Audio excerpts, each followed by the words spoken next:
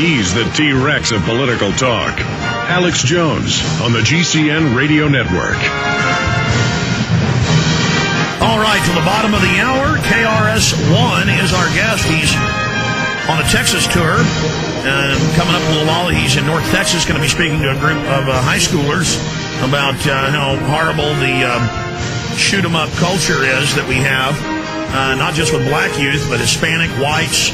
It's happening in rural areas, and he really speaks out against all the gangster rap, go out and kill each other, go out and deal drugs, all of that, and he has really turned millions of people away from that. But he's a pioneering hip-hopper, sold millions and millions of records.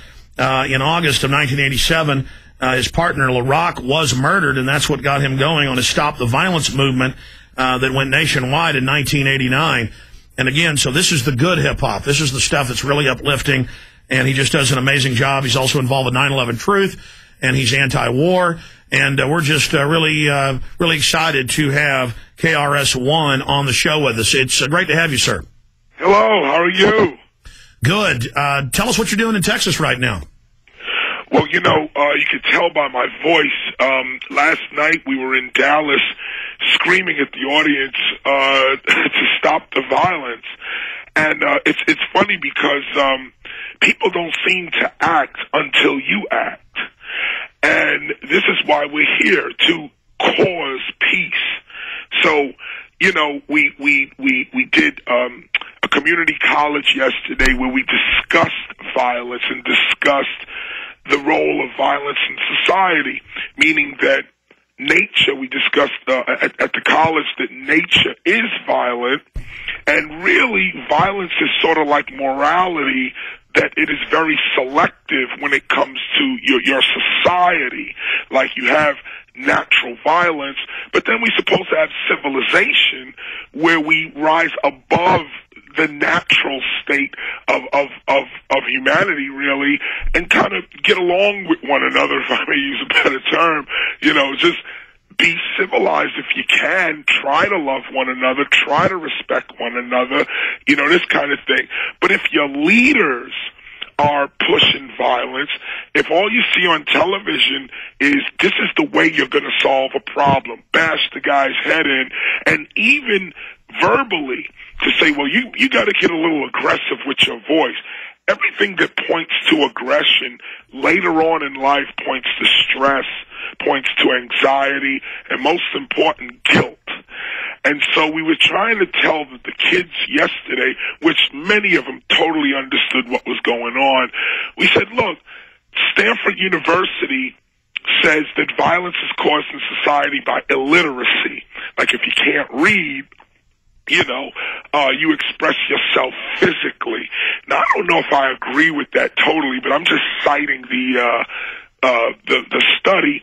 The United Nations points out that poverty is the cause of violence. If you don't have enough to eat, nothing on your back, nothing over your head, you're quicker to lash out at somebody.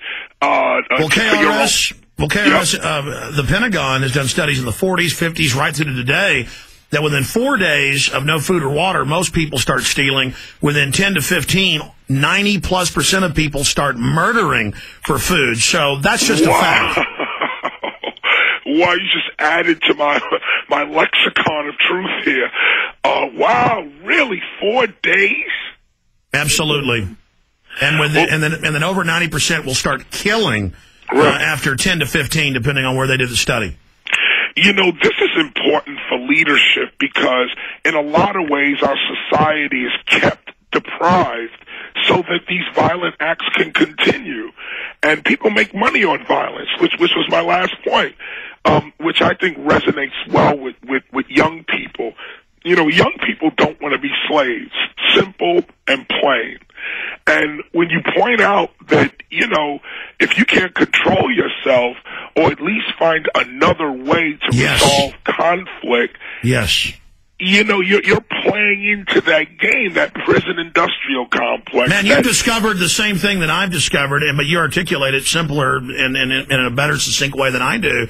That I found that if you tell young people, don't go out and fight, don't go out and do drugs, don't go, that's for older people or you'll get in trouble, they'll still go do it. But if you explain to them that this is a system and that the system wants them to get in trouble and wants to get them in the system and that they win by being professional, by doing well in life, as the French say, best revenge is living well, that they win, then, that's one of the things I like about the black Muslim movement. I have some criticisms as well, but, overall, they have that message, and it has really been successful for a lot of folks.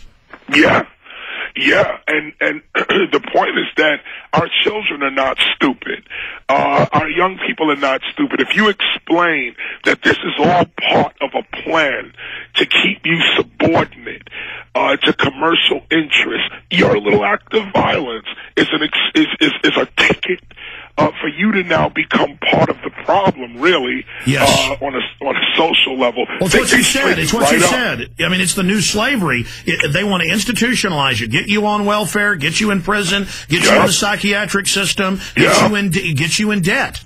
Yeah, it gets you in debt, more importantly, by telling you, not even by telling you, but, wow, you just pointed up interesting. In the courts, when you are, I guess, given justice, we may call it that, that they say you're paying your debt to society. And this is very important, that paying your debt. What debt? What debt do you incur?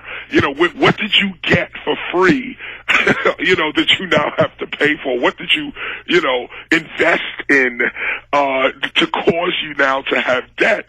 And the issue is that once you explain that to our children and you say, you are being suckered, they rise right up and say, oh, now I get it.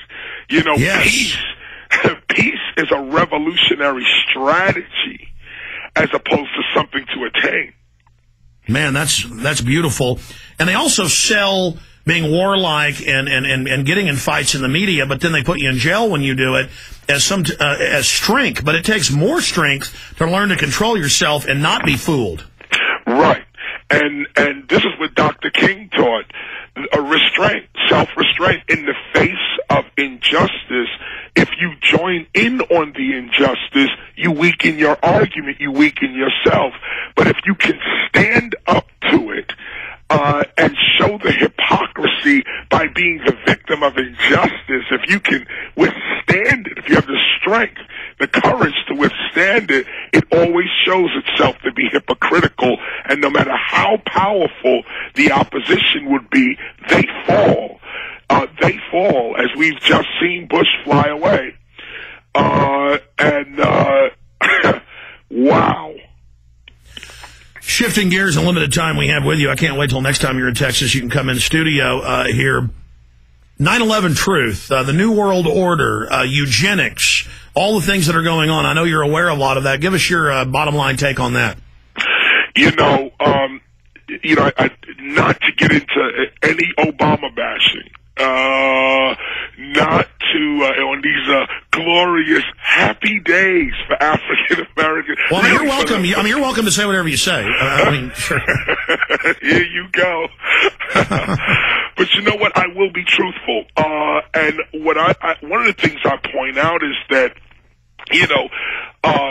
the New World Order has no color, no race, no face.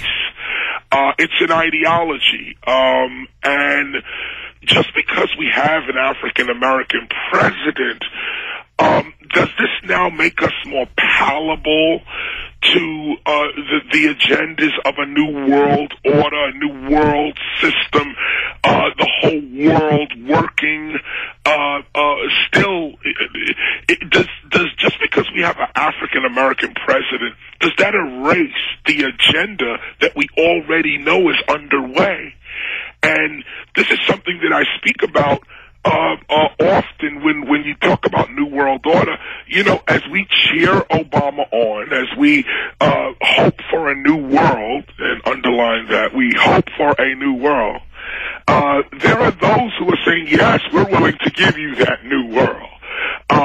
We're not going to get our New World Order with this guy who looks like this or may come from this background.